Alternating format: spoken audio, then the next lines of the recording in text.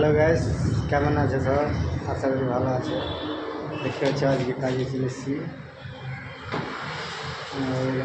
হয়েছে এখানে একটা দরজা হবে বুঝলে।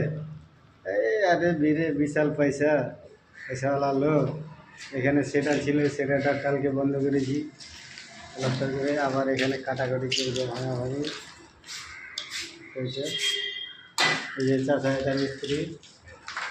হ্যাঁ, চাষার টাইলেন আছে মানতে হবে। চাষা ভাঙবে তখন দেখবে। আর দেখতে পাবো এই দেখো চাচাকে হাতুড়ি মারছে, টাইলেন দেখো।